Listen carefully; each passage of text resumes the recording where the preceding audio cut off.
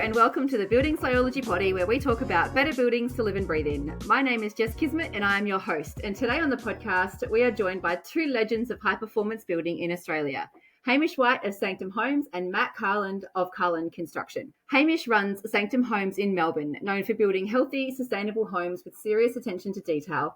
And Matt is a Passivhaus builder, also based in Melbourne, who just builds better. Together, these two offer a powerful blend of theory, practice, and design and delivery. In today's episode, we're going to dive into what it really takes to build better, the challenges, the mindset shifts, and the practical steps to raise the standard of construction across Australia.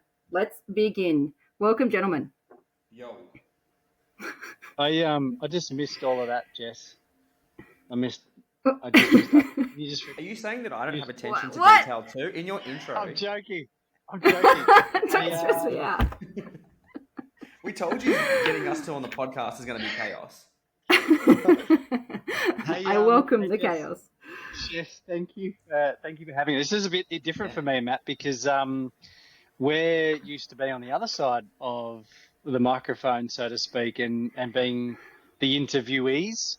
Or fixing everyone else's microphones. It was nice that we could do that ourselves once. It's like, that's Jess's problem. Thanks for having us. Yes, I you're very welcome. Thanks for joining me. I'm interviewing the interviewers today, which is great. So no pressure. Oh, we'll breeze through this. But speaking of interviewing the interviewers, the episode of your podcast, the Mindful Builders podcast, was released today. The one that I was on was released this morning. Just by chance as well, actually. I know. Yes. So if you want to hear me talk on the Mindful Builder podcast, go to their show on wherever you listen to your podcasts and look up, what was it called? The Mindful Builder. The Mindful Builder. No, the episode. Yeah. I don't know. I can't actually remember what the episode title is, but I'll be honest, like we weren't too happy with the recording the way it came out. So we are going to get you on properly again to get the audio back together. Just for context, the content was awesome. Yeah. But we weren't amazingly thrilled with the audio for some reason. And because Matt and I are classic failing forward kind of people, we reckon we can do better. But the content's awesome. I don't know what the title of the episode was, but we're talking about mold and just a healthy building. It's all about mold. mold.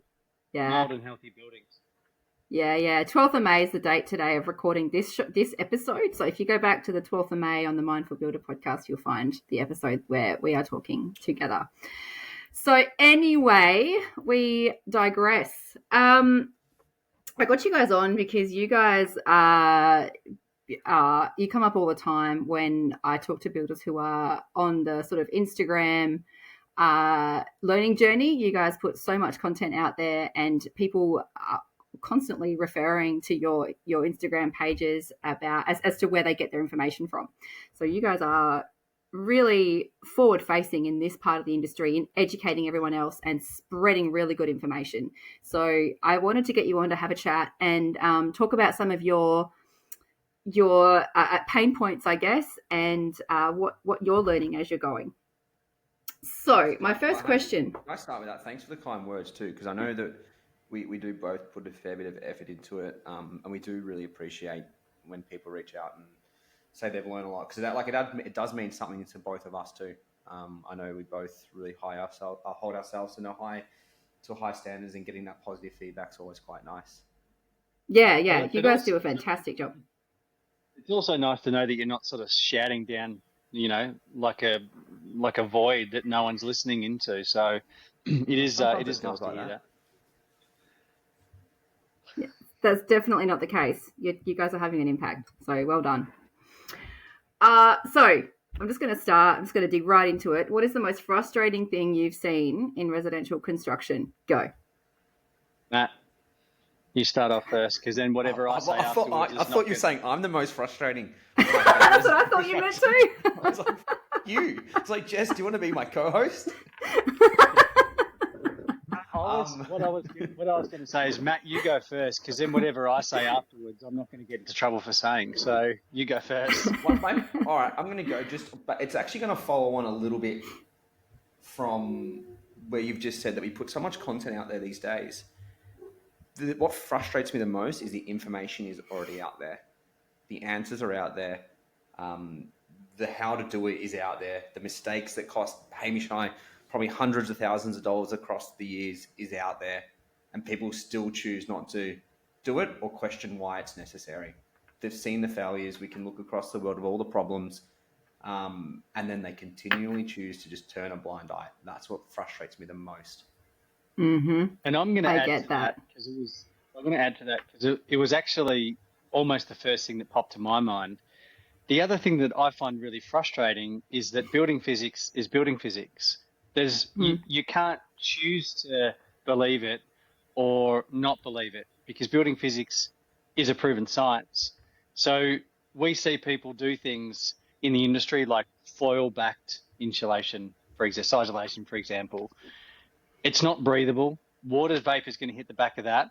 It's documented that causes mold and structure degradation, and yet people still think that they can get away with it. And can I say Bunnings on this? Bunnings still sells it. But it's got holes in it, though. Like, come on, it's got all these holes poked in it, so that's letting it breathe. Oh, sorry. I had the breathable one. That's right, the breathable one. I actually had a little personal exchange with their marketing person or their Instagram person a while back about this, and they sort of just said, well, we cater to different climate zones and blah, blah, blah, which is fine. Of course they do. And you can use foil-backed products or foil products in sheds or in certain things, in certain applications, and it's not a problem. But the biggest problem with certain chains is that they don't put the effort into educating the purchaser.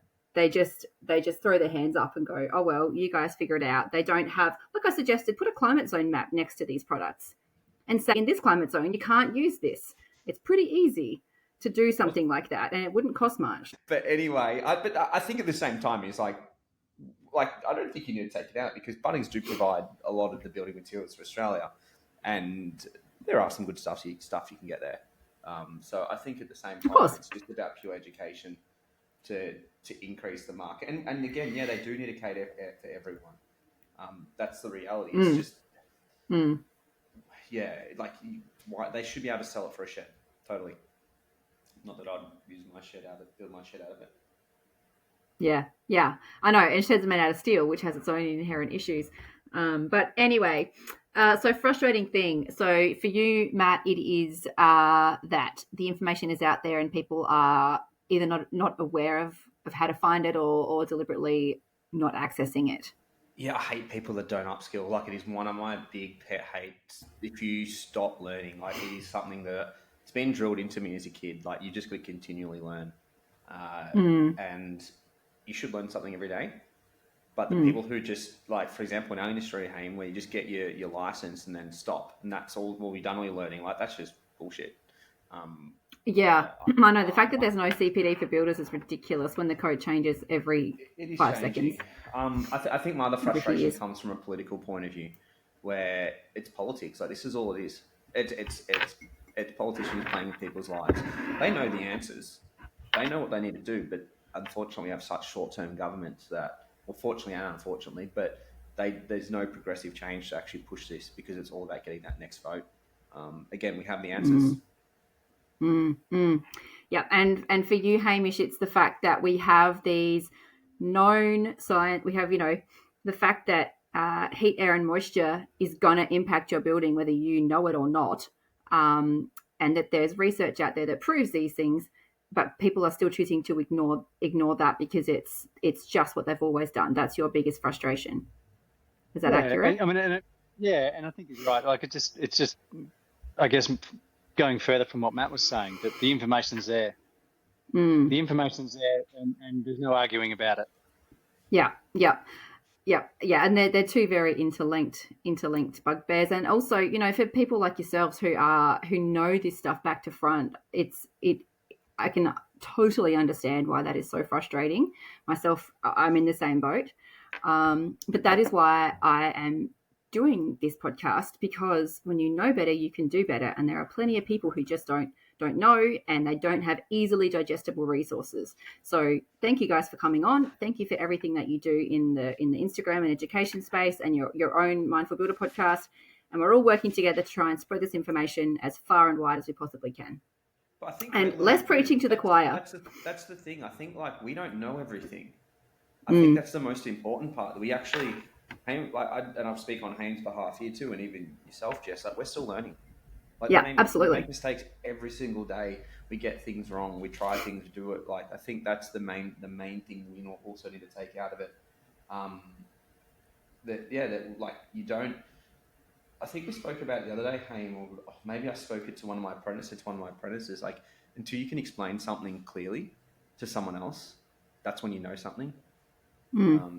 So yeah, we learn stuff I constantly watch stuff to learn. I think just absolutely. And just further to add to that, Matt, I know like our intention to start the podcast in the first place was probably a little bit of an Instagram joke that you put out on a poll one day that kind of got a bit of traction, and then we decided to do it. But I think as the podcast has evolved and we've actually got a bit of traction, and it's something that's going to stick around for a while, we're starting to get people on that we can learn from. Like if we want to know something, we're going to get the expert to come on to talk to us about it. I mean, Cam is one of the examples of who I love listening to. Like I love listening back to the podcast that we record with Cam because I'm always learning something. And there's one coming out in the next few weeks where I'm just sitting there just asking him questions because I wanted to know the answer for it purely from a selfish point of view so I could get better, knowing that our listeners were going to get something out of it as well. It's a very dumbest guy at the table approach. Like, 100%. Yeah, I agree. I'm learning so much through doing this podcast as well, through every single guest I've had on, and making connections and building those stronger relationships in the industry as well. And that whole collaboration piece, it's just beneficial all around. What are the biggest myths or bits of bad advice still floating around in the industry? I live in Queensland, so Passivhaus is not going to work in my climate. Yeah, Is that what people get advised, or is that just a consumer misconception? I think it's just some people. Queenslanders are always a bit slow, aren't they? They're always a bit behind times. I reckon we leave that one in. Let's leave that. I'm the one that said it. I think it just again I'm preaching to the converted here when I'm talking about this, but building physics is building physics. You can't debate that. And I think I get really frustrated when I hear people say, oh, it doesn't quite work in our climate, which is why I don't do it up here. Or that doesn't matter here because we just open up the doors and we let that cross ventilation through. I'm like, yeah, sure, you can do that, but it's still not managing the humidity inside. No. My sister just moved to Thailand. She's been there about a year. And a few months ago, she sent me pictures of their clothing, and it's just covered in mold, and there's mold tracing all up their walls, and I think they had a water leak under their bath as well. So there's this high relative humidity in the air, there's a water leak in their bathroom, and they had to throw a whole heap of clothing out. They just couldn't wear it anymore. And heat, air and moisture creates that problem. It's everywhere, regardless of where you are in the world. Yeah, I think my pet hate is it's this building principles crap or passive house principles. I think that it's not a passive house thing. Passive house didn't invent it. And passive house does an amazing job at championing it and making people aware of it. But it's not like you can pick and choose which one you want. Like it's not like, oh, I'll build airtight, but I'm not going to have mechanical ventilation. I think that's one of the biggest misconceptions that we currently face as an industry, where people want to pick and choose. Like it's like they go on a Subway and just picking out, I want lettuce and tomato, but no carrot on my sandwich. It's still going to be fine. Like that doesn't work like that. And I think that's the kickback we get, where it goes like to Hamish, what he just said about it doesn't apply in Queensland. Like it still applies. Sort of thing. Like it's all like, again, it's physics. You can't change it. Yeah, well, I mean, if you think about the things that we're trying to control down here, let's just use passive house because all three of us understand what passive house is. Like the whole idea of passive house is gaining control of that internal air environment. It's fresh filtered air, it's maintaining a comfortable temperature band, and it's managing humidity. You're still doing the same things whether you're in Antarctica or in Thailand. It's still you're still managing that internal air environment. The things that you're concerned about or that you're trying to manage are a little bit different, but the physics stays the same. Mm-hmm. Yeah, exactly. The whole principle is, that doesn't apply to me. Like, it's that attitude. Mm. Like, that's the problem. Like, it's like you're it's just with them from the way the buildings are built. Yeah, it's just that whole you don't know what you don't know thing, and people don't really like to admit. They don't like to admit that they don't know. They like to think that they understand, and they have to be willing to learn. So that's the challenge. That's the challenge. So actually, moving on from that question, so in terms of how you teach your own clients, how do you get past that notion of people who think just throwing in double glazing into a home is going to be enough to make it energy efficient or sustainable? How do you approach the education piece in your own businesses? So I guess I'm going to respond to that by saying I actually don't have that problem now because, well, I mean, we've been doing it for a number of years now, and I guess we put a lot of information out, one through the podcast, through social media, but also the stuff with Sustainable Builders Alliance. But if I think about, like the comment about, I'm going to build this sustainable home, I'll put double glazing in, that right there is just that's just lack of education. I don't necessarily think it's that people, I don't think they're saying it as a throwaway comment. I think that's what they've been told works for so long. Mm-hmm. And I think for me is I try to talk about the home as like a whole ecosystem. It's not just your windows, it's everything. And I think this is why I fell in love with Passivhaus so easily and quickly back in the day, because it wrapped things up in a nice bow really easily. And I'm not saying that you couldn't get there from different ways of building a home, but it just wraps it up so nicely. So when people come to me and said, we'll just throw some double glazing in, I say, okay, well, let me direct you to this podcast or to this, webinar we did for Sustainable Builders Alliance, or go and check out Matt's Instagram account. Mm-hmm. For me, it's just all about education.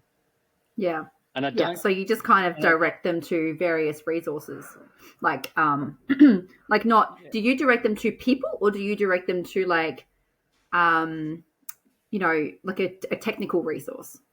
How do you encourage the learning? My go-to for anyone, and I think this is the best bit of information you can possibly find out there, is the Building Science 101 by the Build Show. By far the best, freest resource that I will send anyone, any client, anyone that's like, hey, I want to learn more, start there. But there is nothing better than that. I don't know, each episode is 25 minutes. I think there's 10 of them. You will gain so much knowledge just within that. Right. I did not even know that existed. So I'll find that and link it in the show notes. That's an amazing resource. But like, we can also direct them to the Mindful Builder podcast. Yeah, totally. There's a number of things. But it depends on like when you talk about these things and whether like, so again, and I shouldn't say lucky, because we're both, Hamish and I, put a lot of effort into portraying a message and marketing ourselves to a certain environments. When people say, you're lucky you get those clients, it's like, well, we also had to scramble around for work at some point. We also had to change a whole business structure. So we've also worked at it, but it's communication and it's negotiation. You've got to be able to like understand how to talk about clients. Like, don't talk about Passivhaus, talk about comfort, optimization, health, talk about these things because people can relate to them. And it's the common one I kind of get at is, and I spoke about this last Friday to about 120 architects when we were talking, and they were wanting to know, like, I can't convince some people to use some, like, we can't convince people to use the wrap, so we can't convince them to air tightness. And it's as simple as you just walk them through every single one. So you stop for a minute, you break it down, and it's as simple as like, hey, do you like leaking roofs? No, I don't like water inside. Okay, cool. So we both agree we need a good wrap. Can we just start there and like, let's agree on that? Okay, cool. Do you like drafts? Oh no, I don't want a drafted building. Cool. All right. So we can agree we're going to build somewhat airtight. It's like, we want to build somewhat airtight. All right. You want to be thermally comfortable inside, so we need insulation. And the concept of insulation is pretty easy for everyone these days. then when you get to mechanical ventilation, they're like, oh, I think that's a part we can pull out. And it's like, okay, so do you smoke inside? And they're always like, no. I'm like, would you smoke inside? And they're like, nah. So like, well, why wouldn't we have one of these in here? And you've got to break it down and find trigger points for them that they can then relate to. So that when they put like the analogy of smoking inside compared to not having mechanical ventilation, it's like, oh, no, I need to have that. So you've got to talk them through step by step. Don't sell them the whole overall package. Don't sell them the kilowatt hours of heating demand or heating load or the PR. I don't know. Just don't talk about those things to clients. Just break it down to its absolute basics. Right, my son's just come in and bought me a milkshake. What a legend! Oh, winning! Thanks, Darcy. Winning. So I think it's going back and talking about the absolute, just the simplest parts. Like, don't overcomplicate it. And maybe for your first one, if you're trying to look into getting into this, just start with the membranes. Start there. Yeah. So you relate it to the human. Yeah. One of the really interesting things that you said just before, Matt, you said, I really this is not you speaking, but it's the architect speaking. Like, I really have trouble convincing someone to do something. You can just tell them that that's what you do. Yeah. And there's no compromise. Yeah. Like, it's like, okay, here's my minimum standards as we do as an organization. It's airtight. It's really great building wraps. We're going to use a HRV. Great windows. This is what you get when you come to us. Like, that's quite simple to me. It's not asking, oh, can we do this on your home? It's like, this is our minimum. You will then fit your house out and we'll clad your house with whatever money you got left over. But this is what we're doing for you as a business because we care about you and your health. Like, it's, I don't know. For me, that's simple. I think there's... And you can turn your TikTok camera on or whatever you need to do for this one. But I think the reality is that you have people, like, we work for wealthy clients. If you're building a house that has a $1.5 million budget and you can't incorporate things like this, you as a builder or an architect aren't doing your job. You're actually probably no good at your job if you can't incorporate those things with those budgets. Like, let's be serious. You have $1.5 million to work with. And when you say, oh, we can't afford it, or we can't sneak that in, it's like, no, you're actively choosing not to include it. Do either of you have any experience when you were, young lads in the volume builder space? Or have you always worked for bespoke builders? Oh, I worked for one day and couldn't do it. Okay. No. It's all custom. How about you, Ham? All custom. All custom. Yeah. Okay. All right. So I want to ask you both. Pardon? What's your question around the volume builder?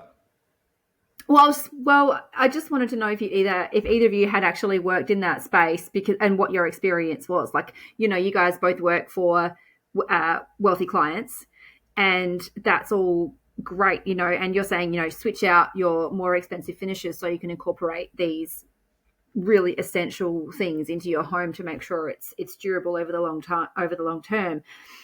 But the question, because not everyone who's listening to this is going to have a $1.5 million budget. So I was curious to know if you had any experience in that volume build space with the resistance that is faced there, because that's really where the biggest problem is. Yeah. In terms of conversion. Go home. You go home. Oh, no, I was just going to say, and this is probably, because I'm always the glass half full kind of person. What's really exciting in my eyes is the fact that the other organisation I'm a part of, Sustainable Builders Alliance, cheeky name drop, they also do a podcast called Sustainable Builders Yak, and we actually had Metricon on today. So that episode's coming out today. I heard that. Oh, was it today? I heard it last week. Today. I heard it last week. I know they want to build better. Like, I know they actively, they're trying. Yeah, and there's another mob in Melbourne who there's a few more that have been actively trying for quite some time. I think the thing is when you go with these volume builder things, and the issue is the people who are buying these homes the most vulnerable. Let's be serious there. That can't afford it. So you need to sell it from a different perspective. So it's things like the membranes, like they're already wrapping externally with something. All right. And what is the sometimes? Yeah, true. But like their highest claims or issues they have with their construction is water damage. So what if they just replace that with the membranes, and all of a sudden, there's a high cost increase straight up front, but now their maintenance is completely lowered because their buildings are actually wrapped correctly. So to me, it's like almost a trade-off. Like, yes, you can probably charge your clients, and with their buying power that they have, they're going to be able to get it at a price that we can't get it at. So why not start there? And then it doesn't mean that you also need to have a HRV either. It just means that you can just put in a basic time fan, an inline fan for mechanical ventilation. It's a constant turnover of air within the house. Then you look at things like insulation. It's already being installed. Install it properly. That should not cost any more. So you start playing with things and like, really, does this need to become as expensive as we think? I know that the cost in what we build, Hamish, it's the interior finishes and external finishes that blow the budget out. It's not the performance. Yeah, I mean, if you look at like we're talking about like what's the risk matrix here? Like, water kills buildings. We can solve that by making it really nice and airtight. Putting a really good building wrap on it. And I think you hit the nail on the head. If the volume builders could do two things better, it's wrapping the building well and ventilating well. Yeah. I don't think you need to go and change all the windows so they're completely thermal ridge free and all that kind of stuff. I don't think that's an issue. Yeah, but also a UPVC window compared to an aluminium window isn't that far off on price. I think if you compare... Yeah, but sometimes these contracts are won and lost on $500. Like, they don't have the margins. Yeah, but as they develop more and there's more UPVC contractors and more UPVC window companies, the price is dramatically going to drop. Look, it happens in Europe and UK. Yeah, you're going to see, as soon as these big players start, and this is what I get really excited about, Metricon coming on to the SBA podcast, they're interested. They want to learn. They've got a thirst for learning. They do 3,500 homes last financial year. That's 3,500 opportunities to build 3,500 better homes throughout Australia. And you start doing that as Australia's biggest builder, then you're going to get all the other people going, shit, I better do that too, because I've just lost my competitive advantage. The one little thing that they could change, and this would cost absolutely nothing, is that when you, as a client, are looking to log on and purchase which house you like, you can only buy houses based off the orientation of your block to maximize passive solar. So you want to buy the Hamish house, but that doesn't work to a west face building. You can't use that one. We're actually not going to let you. These are selections you can have. I think that's the biggest change they can make. And actually go, you know what? We might lose people on, but be like, hey, we're only letting you, for your own sake, as the person who's going to live in it, we want you to have a better home, and this is what we're going to do to make you have a better home. That's quite an innovative idea. I wonder how that would work in practice. That's such, you know what, and like, I don't know, Matt, you and I have talked about that before, but like for me, there is such an amazing marketing opportunity there to separate yourself from all the other people. Absolutely. They just need to start seeing where... start seeing the opportunities in building in a different way and then start marketing the shit out of it. And as soon as those big players start doing it, then we're going to see a natural trickle down of those savings through the custom home space at the moment. Because to put a Zender Q350 in a home at the moment is $25,000, right? Yeah. Any day of the week. For those who don't know what a Zender Q350 is, it's a mechanical heat recovery ventilation system that's ducted throughout the whole house. Yeah, which we use in our climate zone because we want to recover the heat. Yeah. Yes. So that's a mechanical ventilation option where you have an airtight structure and you aren't relying solely on your windows and doors opening to get ventilation through. It's a mechanical solution. It doesn't even need to be airtight though. Like, this is the other thing, Mick. I think the misconception of how airtight we need to get to put these things in. Every home needs mechanical ventilation. And that's one thing that Cam has taught me on our podcast. Yeah. Every house needs something like this. It's time for a quick sponsor shout out. Today's episode of the Building Sciology Poddie is proudly brought to you by our amazing sponsors, Enduro Builders and Climasure. A huge thank you to these incredible businesses for supporting the podcast and helping us spread the word about better buildings to live and breathe in. Your support makes this podcast possible. Please head over to their websites and follow their social pages. Probably more, right? It's going to use more energy to heat and cool. All right, let's design the house better. Let's orientate the home well. I'm not even saying make your walls 140 mil because I don't think you have to. Not in every single climate. but wrap it well, orientate it well. You're going to use less heating and cooling. So that money that you're investing in your centralized ventilation system can take the place of your centralized ducted system. Yes, you're going to need to put in a couple of strategically placed split systems.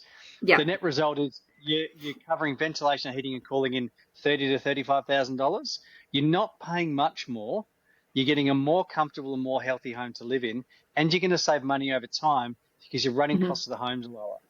So 100%. anyway, Metricon, you can take that little snippet to market. Yeah, you can pay Hamish and I to come on and do some. We'll do some advisory to consulting. Change the model. Consulting. There you go. I was so impressed when I saw the name Metricon pop up on that because I subscribe to the Sustainable Builders Yak as well, and I was so impressed when I saw that come up because as I was listening to it as well, I was even more impressed because Metricon actually reached out to you guys. They wanted to come on the podcast to actually promote the fact that they are learning. And, we talked about the simple things they could do would be to just upgrade their wraps and do some better extraction in their wet areas. But that is, both of those things are over and above building code. So as a volume builder and they only have to meet minimum code. So, for Metricon to be looking outside of that and trying to learn over and above the building code is so positive. It's such a positive thing. Unless they also know something that we don't know, and the code's going to change, and they're going to have to do it at some point, which is the reality. Well, yeah. Down where I am, the code's been paused for 10 years. Yeah, so we got a little while to wait. You go back to the question you asked at the start. The most frustrating thing, like, fuck me, that is one of the dumbest things that I have heard. And look, there's been some pretty dumb things that have come out of politicians' mouths in Victoria, but I think that one takes the cake. Oh, so I understand from the perspective of someone who doesn't understand all the bits and pieces that we understand. I can see why, but it's just there's a longer game here that isn't being played. Unfortunately. Anyway, onto something a little more positive.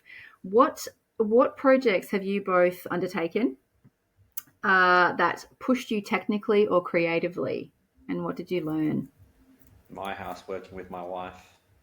It's always a challenge. No, that's if Nicole's listening. That's definitely not the case. I love her dearly. Hey, you go first, because I've got one, and I think I know your answer too for this one. We might be on the same path. Yeah. I reckon I know Matt's. mine's hands down the certified hempcrete passive house we did. Yeah, I thought you were going to say that too. Like we didn't have a reference point. We were kind of not making up details, but kind of workshopping details with the design team to try and figure out how we're going to make it airtight. And the great thing is we got it certified, but the really positive thing for me is that we've now learned how to do it better, because there are so many things that we did on that job that I wouldn't do again. Mm-hmm. But now I know what to do in the next one. And it's funny. Can you give us an example? I wouldn't install my windows before building the hemp. I'd do it afterwards, because there's much easier ways to detail that airtightness details. We overcomplicated the shit out of it. And we still didn't, and we still didn't nail it. Like we, as I said, we got it airtight. Like it's 0.58, which I tell you what, that is the proudest blower door test I've ever done. And we've got much lower results on that. But that 0.58, I remember seeing it. I started crying. Ask Drew. I remember your talk at the Passivhaus conference a year or two ago. You were up on that stage talking about it getting a bit shaky. The trauma was coming back. Yeah, there was a bit of trauma there, but that pushed us. It puts us in a really positive way, because it sort of gave me the confidence. One, we backed ourselves, and two, it's just giving me the confidence to know that we can figure stuff out if we need to. Yeah, I reckon I know Matt's. Mine too, very similar. Is that we converted a volume builder house built in 1993 into a certified NFIT passive house.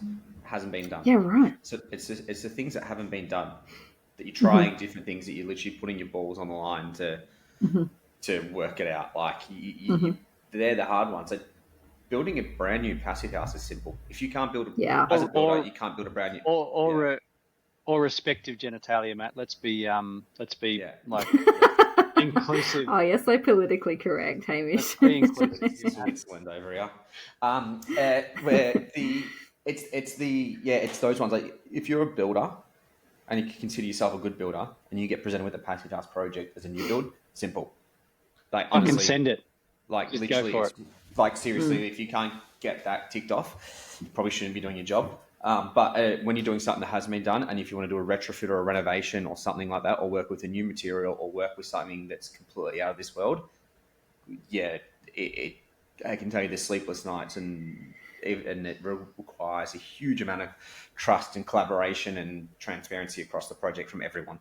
Have you done a case study on that one? Have you got any content we can look at? I'm holding it close to my chest quite now. I don't know where I want to talk about it yet. Okay. We will do a platform on it at some point. I will write a big keynote on it. I've got a lot of information where I because that would be fascinating. Yeah, I mean, upgrading the existing housing stock is, a huge opportunity, and there are people who are interested in the NFIT. So NFIT, for the listener who doesn't know what that is, NFIT is a certified passive house. It's a passive house certification for an existing building that is upgraded to the passive house level. There are a few concessions for NFIT, simply because you're dealing with an existing structure, but it is another passive house certification. Yeah, and we got that. We got that under. What do you get? That 0.4 as our air tightness test. Yeah, wow. Did you test it? Did you test it before you did any work on it? It was about 35. 35.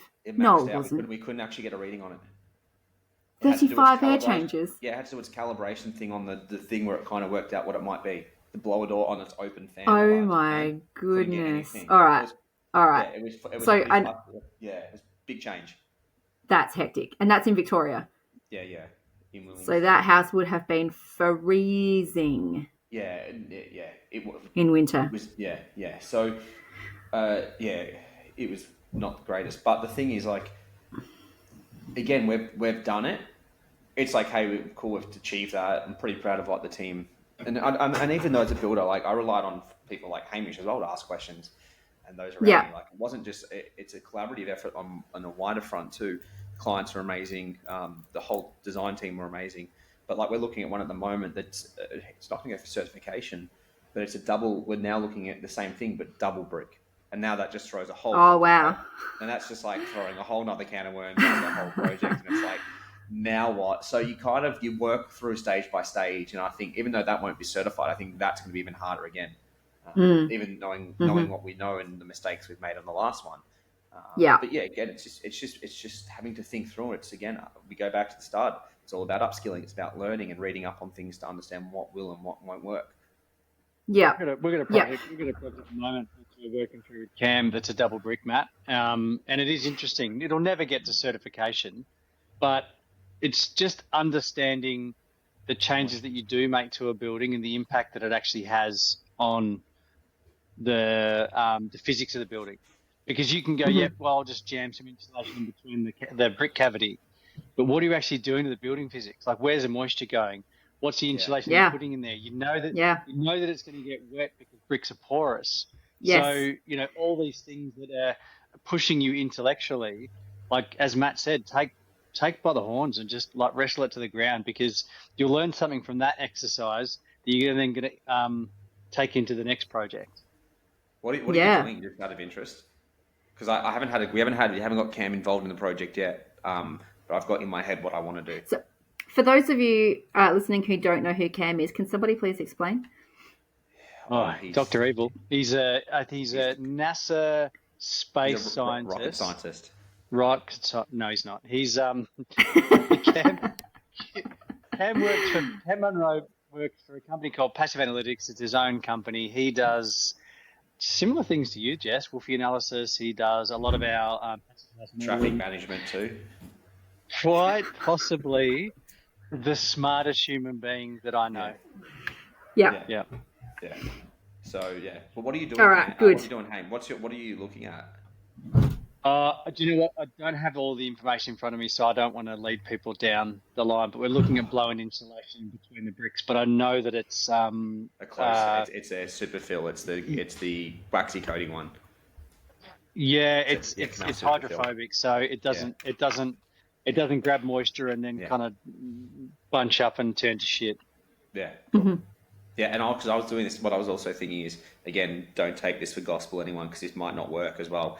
Wood 60mm wood fibre outside and then cavity battens on the inside and insulate the cavity there. I just want to see how that performs against the woofy analysis. Yeah, well, This wood fibre stuff. The interesting thing for us, though, Matt, is that the clients wanted to keep the aesthetic because it's an old Alistair Knox building. So we wanted to express the bricks. We wanted to express the bricks on both sides. Yeah, so I don't have that. Yeah, so for me, I don't have that. They don't want to see either. So I'm kind of lucky. But have fun. It's gonna be exciting. Challenging times coming up, fun times.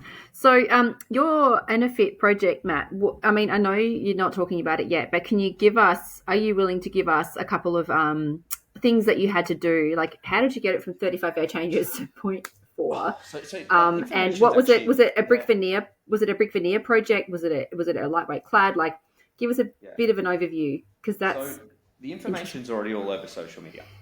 Practically, all our results, all that is there. What we were presented with the house was a brick veneer house with roof tiles, and the hypothesis essentially was like, how do we turn this into a passive house? It's a common Australian home, without taking off the roof tiles or the external brick cladding. So we just thought through the process, and we replaced the windows from a single glazed aluminium to a triple glazed UPVC. We installed we actually came across some metal sarking. We ripped that out. We installed a R2.5 HD polyester bat due to its hydrophobic nature, so it wasn't going to suck in and hold the moisture. Cam had to calculate the vented brick cavity air exchange rate to prove there wasn't too much wind washing going on. Like, it got real nerdy, but we just thought through the process of how we would build a house to airtight and construct it. Like, the airtightness is easy. Honestly, I feel like there's not much to talk about. Like, it's honestly, we had Intello internally, so we had a complete semi-clear run at it. There were challenges we've had massive issues. The reason why, and I'll say it, the reason why I'm not talking too much about it is we're having like huge issues with the floor. We used a cork product from Dyson as a infill concrete. It's like a concrete screed, but it's cork, and had a pretty good R value. If anyone out there listening, don't use it. It's a scam. We're having huge problems with it, and I'll say that very openly. That it's a product's being sold at the moment that isn't fit for purpose, and we're now having to work through that not fit for purpose side of things. So that's why I'm a bit reluctant just to talk about it too much. There's a lot of issues in that. Look, the clients are amazing. Arguably probably my most favourite clients ever, to a point where Sarah turned into my mortgage broker halfway through the build. So that's the level of trust on the project we have with each other. Brilliant. I'll just go on the record as saying you're very welcome, Matt, for me putting you onto those clients too. Yeah. Actually, it's pretty funny. That's actually, Cam did actually put me onto them for another project, which they're no longer building, and this is what they ended up building. We actually, Haim, I think you're probably my biggest source of projects, and I think I've given you a few recently. Yeah, it's practically like our biggest source of projects is each other, where for some reason, when it's close to me, they reach out to Hamish. When it's close to Hamish, they reach out to me. And I just go, Matt's the one you wanted to. But look, I kind of feel like that's in our whole little circle of friends, like we all know that if someone's chatting with someone, there's a good chance they're kind of chatting with somebody else. And it's like, look, pick either of them, put their names on a wall, throw a dart, and then call one of them, and you'll have a great result. Yeah, definitely. All right. So for the listener, if you've noticed that one of the guests has gone incognito, it's because his camera his laptop's running out of battery and he needs the port to charge it. So we shall do this. We shall still here, people. Still going. So, Matt, you're building your own certified passive house right now. Yeah. What has surprised you most about being the client? Oh. I have an answer. I don't know if I should say it. You can always edit it out later. I spoke to you about it this morning, Haim. The cost of the certification is really expensive. Okay, that's cool. You can be honest. It's a reality. It's about and I don't want to say too much because I also don't want to deter people from building a passive house thinking it's too expensive, which reality is a premium product and it is expensive. If you're not chasing gains, let's just put a caveat over that. For my project, we didn't have to chase any gains to get the certification. But the reality is certification is a $30,000 exercise. That's the reality. Is that what does that encompass? That's the certified fees, the consultants fees. Consultants fees, architects fees, like in that, and like my fees if I was to like it's my own house, but the time that we would spend documenting and doing things. The reality is I didn't realize how expensive it is, and that's probably the one thing I've learned. And it's hard because I don't want to talk about it too much, but also I'm very honest, and I want to make people aware that it's expensive to build a passive house. Not every house needs to be a passive house. We still need to model it because if information, I feel somewhat responsible that if I don't tell people the cost and don't be honest about it, we can't have a transparent communication line where people like Hamish and I, we can semi-control a message in a positive tone. Where if someone else kind of starts spruiking, oh, it's so expensive, the negative connotation along with it can quickly come. So to me, I feel like it's an opportunity to talk about how expensive it is, but why it's worth it. So I feel like that's something that I've really learned. I've learned sequencing is the big one, even though like double stories, high performance passive houses, like sequencing, geez, it's tough. And I thought I'd already done one and I thought I nailed it. And again, I didn't. That is probably the one thing I've learned on a project is how important on a double story is to sequence and change things. Like it is so difficult. Sequencing what exactly? Just the construction methods of when and who's going to come. But any part in particular? Or just all of it? It's that once your frame's up, getting yourself to a locked up / airtight / insulated structure, roofed, cladded, like that section between frame completion and getting your trades completed for a rough-in.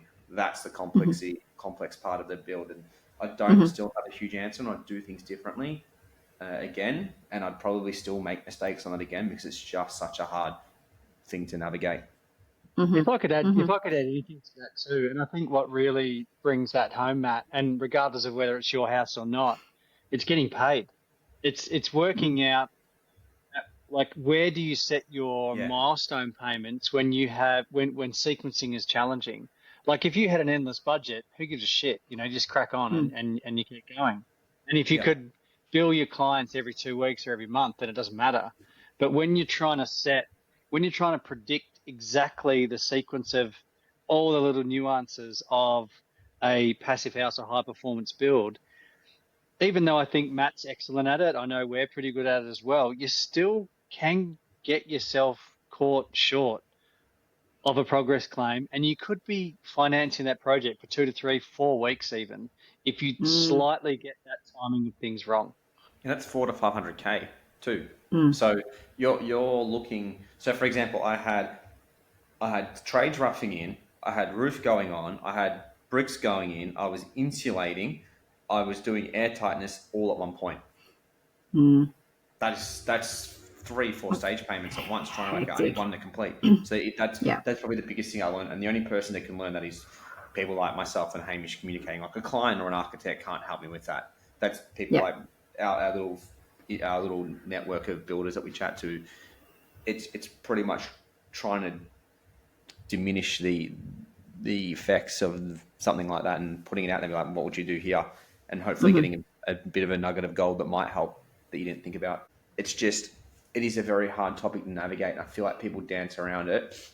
And I feel the cost of certification scares so many people off building a passive house, which then high performance gets lumped in the same category as passive house. And it's just all seem to be too expensive, where I think if we can determine and acknowledge and accept and champion that, passive houses are more expensive and certification is more expensive, it might bring more people into the high performance space because they know and they feel comfortable understanding that it's not as expensive.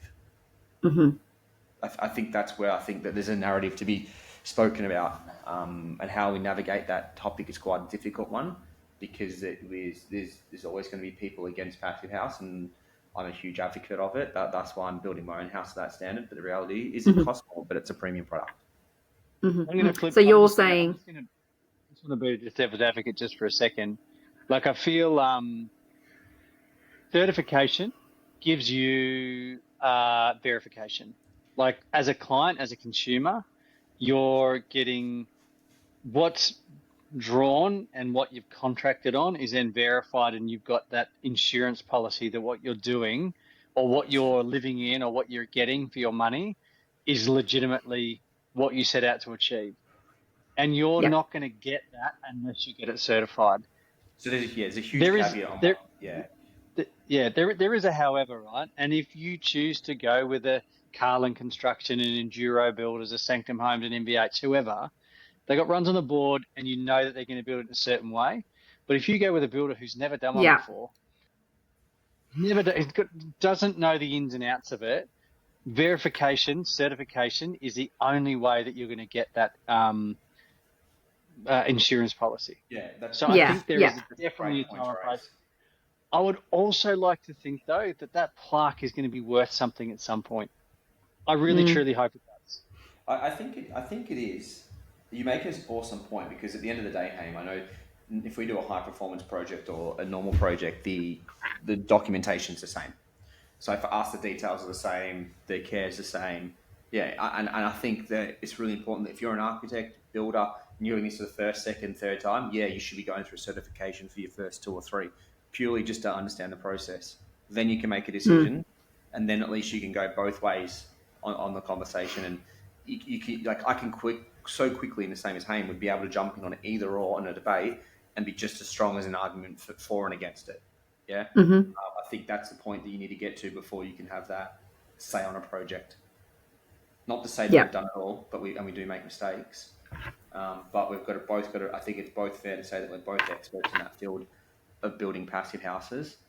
That's probably we're able to have that conversation where most can't. So it's very easy for us to sit here on our high horse and say that. Yeah, 100%. Who you choose as the builder is an absolutely crucial part of the decision-making process and what you get in the end. And,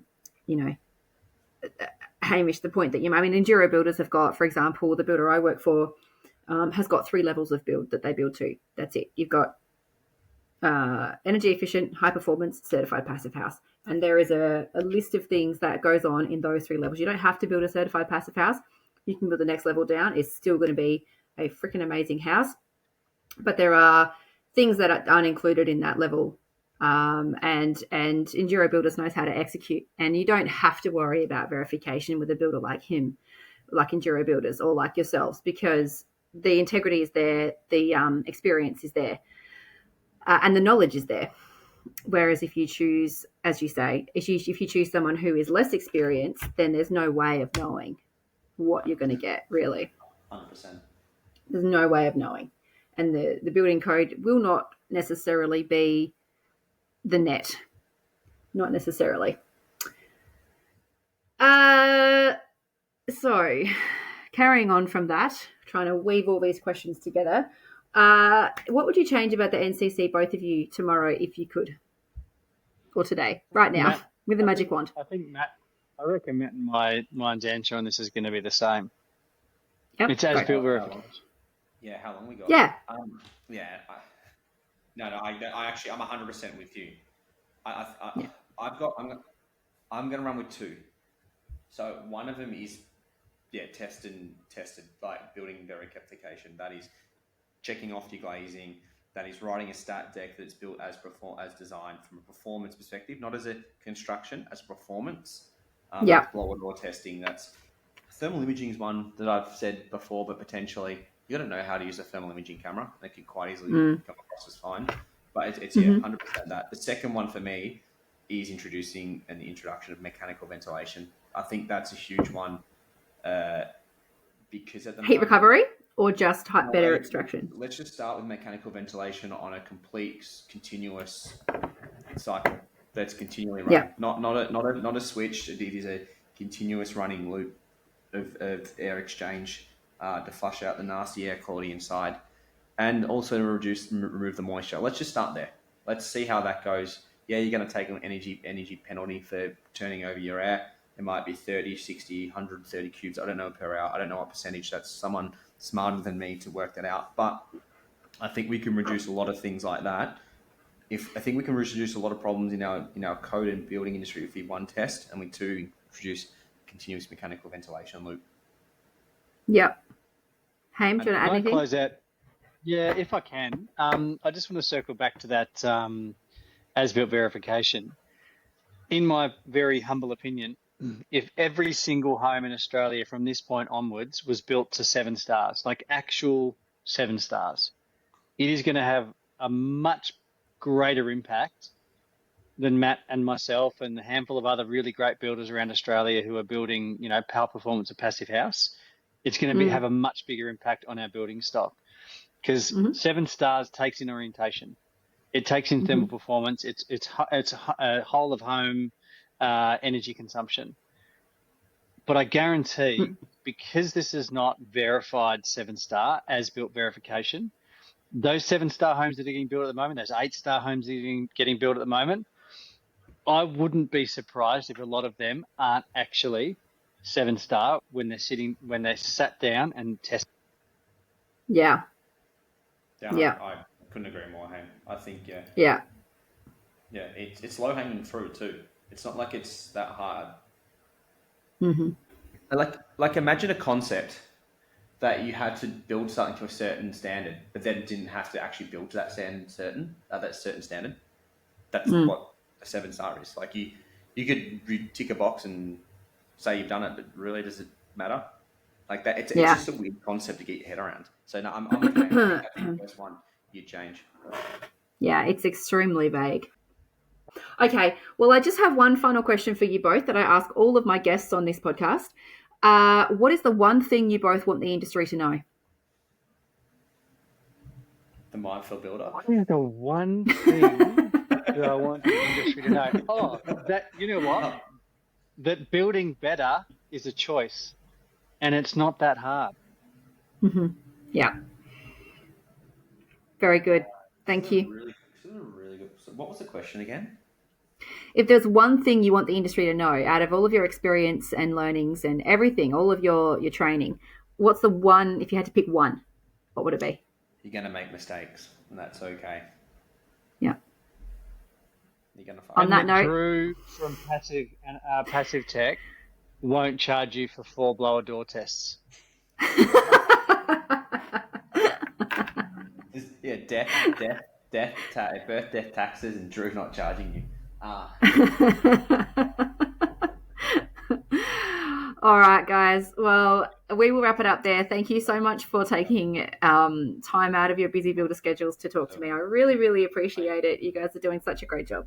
Thanks, Jess. Thanks, Jess, and you too. And awesome. And let's get you back on and let's do some events together because I reckon there's a really great opportunity for the three of us to get our enthusiastic brains together. I reckon it'll be a lot of fun. Right on. Yeah, I agree. Let's do it. All right, guys. Thank you. Thank you. See ya. Okay, bye. That is all for today. Thanks so much for tuning in. There will be another episode in a fortnight, so if you would like to listen into the types of conversations that I have all the time, please subscribe on your chosen platform. Rate the show, leave a comment, whatever you like, share with your friends and family. I'd love for you to spread the word about the Building Sciology Poddie.